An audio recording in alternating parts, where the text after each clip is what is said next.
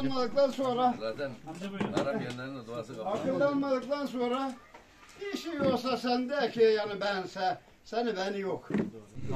Tanker olan kendi kullanıyor. Oradan buraya şey yok değil mi? Tanker olan kendi kullanıyor, kendi şahsı. Adam önce yetiştiriyor. Yani hiçbir şey yapmadı. Yani normalde oradan buraya boruyla çekilebilir. Çekilebilir. Yapılabilir. Evet, evet. Üzerine kadar daha çıkıyor. Taşlarla yapılmış, üzerine ikinci kat çıkılmış. Yani sağlam yapıyoruz. Bildiğimiz öyle yani. Hiçbir direk yok. Kaymakam başka bir şey diyor, valinin yanına çıkıyor. Vali başka bir şey diyor. Belediye başkanının yanına çıkıyor. Yapılacak dedi, gelinecek dedi. Başka yapılmayacak diye bir şey yok. Yani Her ekip şey hazırmış. Tarih belliymiş, ihale verilmiş.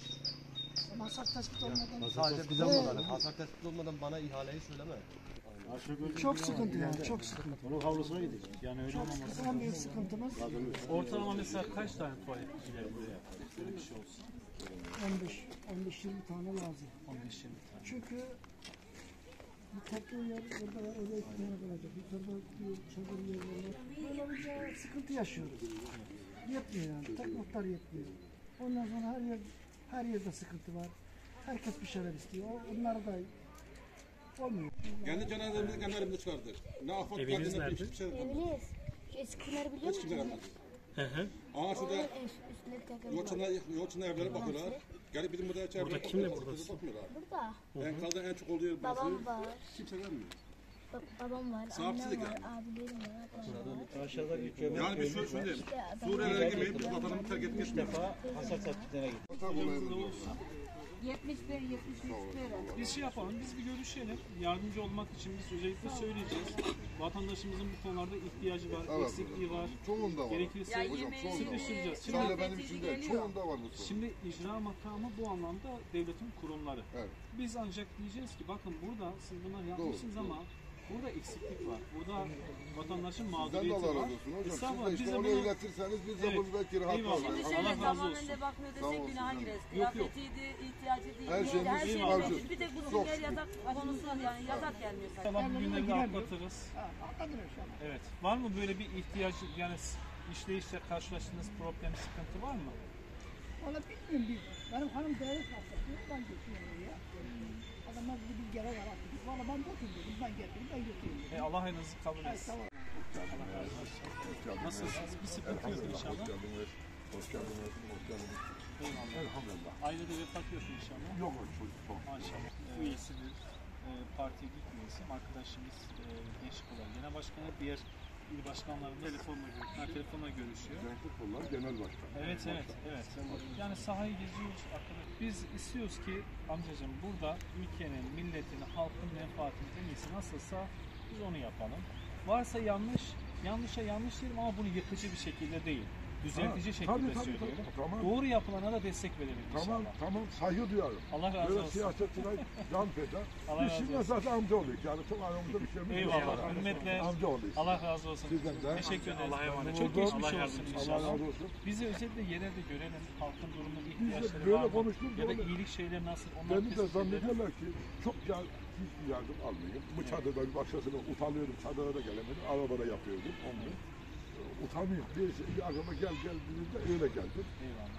Yani bugün evime de gitsem, yani Kur'an-ı Kerim'de yemin ederim, 30 kiloyu geçmez aldığım yardımı tamamen. Evet. İşleyiş nasıl? Bir problem var mı? Bir sıkıntı var mı? Vallahi sıkıntı. Hoş geldin. Hoş bulduk. Geçmiş olsun. Nasılsın? İyi olun.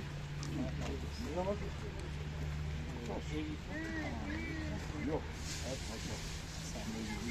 Emek veriyorsun. Yapandan, edenden, emeği geçiren herkese Allah razı olsun. Güzel.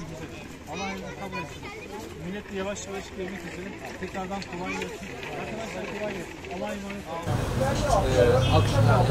Hastalar işte engelliler için.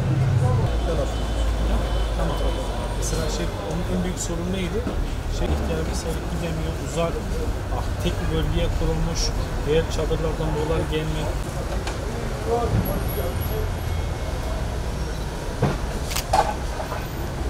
Hüdapar olarak depremin yaşadığımız bu büyük felaketin ilk gününden itibaren sahadayız. Biz de herkes gibi elimizden geleni yapmaya çalışıyoruz.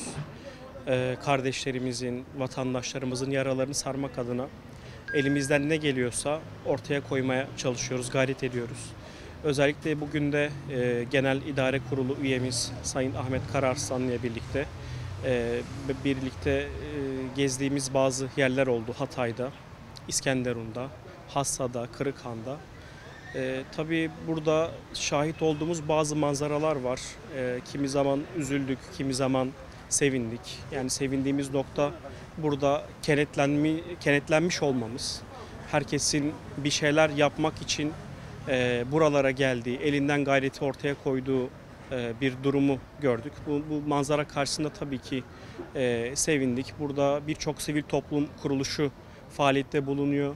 Gönüllü olarak vatandaşlarımıza aş temin etme konusunda ellerinden gelenin gayreti göstermeye çalışıyorlar. Özellikle bugün biz de Umut Kervanı Yetimler Vakfı'nın yardım koordinasyon merkezindeyiz İskenderun'daki. Şu anda da sıcak aş dağıtımında bulunuyorlar. Ben özellikle onların şahsında burada, bu bölgede, deprem bölgelerinde yer alıp da elinden gelen gayreti gösteren bütün sivil toplum kuruluşlarımıza çok teşekkür ediyorum. Allah hepsinden razı olsun. Özellikle gezdiğimiz çadır kentlerde şahit olduğumuz bazı hususlar var. Bunların en başında gelenlerden bir tanesi de özellikle hijyen konusu, hijyen meselesi. Hijyen meselesini biraz daha özele indirgediğimizde özellikle kadınların bu konuda daha fazla hassasiyet sahibi olmak gerekiyor kendilerine karşı. Özellikle kadınlar konusunda daha hassas olmak gerekiyor. Onlar için ayrı lavabolar, ayrı duş yerlerinin oluşturulması gerekiyor. Bu konuda bize taleplerini bildirdiler. Onun haricinde lavabolara dair, duş alınan konteynerlara dair de bazı talepler oldu. Burada bu taleplerin özellikle hijyen noktasında ortaya çıktığını görüyoruz. Dolayısıyla buradaki hizmetlerin kalitesinin biraz daha artması gerekiyor. Çadır bölgelerinde evet mobil duş yerleri kurulmuş, lavabolar kurulmuş fakat yetersiz olduğunu gördük ve birçok noktada kurulması gerekirken sadece birkaç noktada, iki noktada çadır kentlerinde barındırdığı alan çok geniş bir alana hitap ediyor. Dolayısıyla hasta olanlar var, engelli olanlar var, yaşlılar var.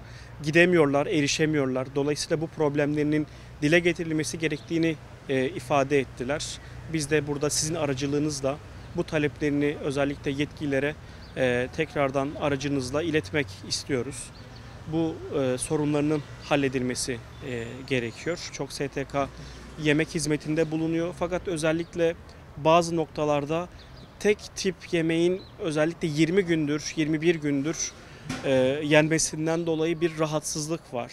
Yani özellikle bize taleplerini bildiren vatandaşlar kendileri yetişkinler olarak bu durumu idare edebileceklerini fakat çocuklarına aynı yemekleri yedirme konusunda sıkıntı yaşadıklarını, artık farklı öğün, farklı çeşit yemekler de talep ettiklerini açıkçası burada gördük. Bunu da aracılığınızla iletmek isteriz. Diğer taraftan içme suyu konusunda da bazı eksikliklerin olduğunu görebiliyoruz. Bazı noktalarda bizden yetkililere ulaştırmak üzere içme konusundaki sıkıntılarının çözülmesi hususu. Yine suyla alakalı duş ve lavabolarda yine bazı noktalarda eksiklikler var. Suya ulaşma konusunda bazı sıkıntılar var. Bunların da giderilmesi noktasında talepler var. Bunları da sizlerin aracılığıyla dile getirmek isteriz. Evciler ne yapıyorsunuz? Çift alanların hangilerine dağıtacağını tanım ondan ediyorlar. Bismillah diyelim başlayalım. Hadi ya. Murat abi. Ekmeği Gel Murat Bey.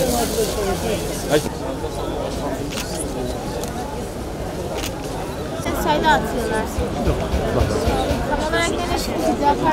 Ben söylerim sana.